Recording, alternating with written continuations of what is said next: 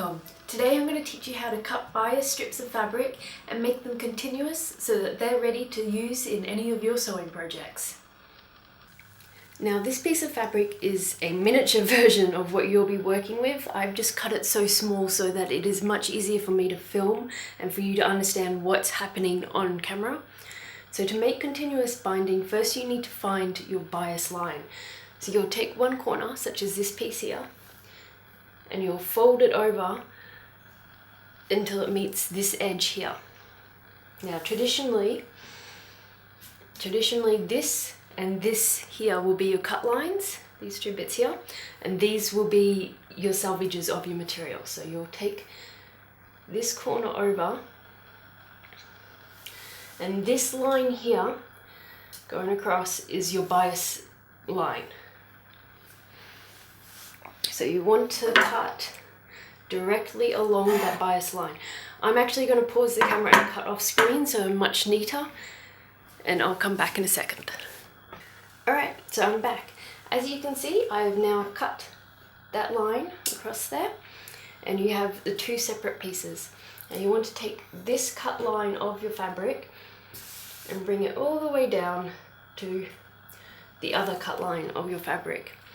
Now, you'd normally go and sew at this point these two lines together, but since I'm working on such a small piece of fabric at the moment, it's not really worth the time and effort to set up the camera, to record the filming, to then set the camera back up over here. So I'm really hoping you'll forgive me and accept this pinning of this stage just to hold those pieces together. So you'll sew a nice smooth line across these two pieces here.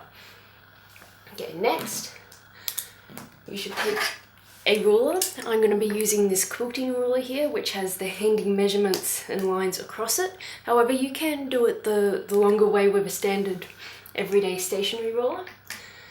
And you want to measure out your bias lines here, how wide your bias strips will have to be in the end. So this is your working bias strips.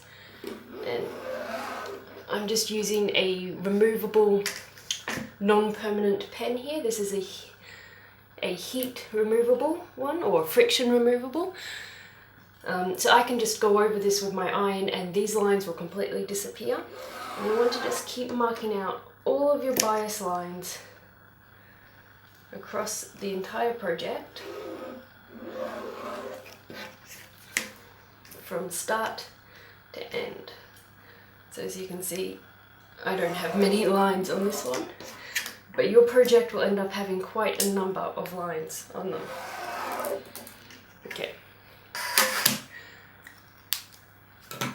And then the final step that you'll need to do is actually turn this project over like this to bring these two salvages together. Now what you want to do again is sew this section here, and you should have your right sides of your fabric facing inwards, and that seam would actually be right sides out. You wouldn't have that section there like that. And then bring that closed and you'll sew across here. Now depending on the length of your fabric, you won't necessarily have as big of an overhang as I do here. You may actually have quite a lot of fabric in this section here. And finally, what you'll want to do is just trim along those lines that you made. It can be helpful to mark the wrong side of your fabric so that you can see these lines much easier. And you'll just want to cut along these strips here, and you'll have a much longer continuous binding strip.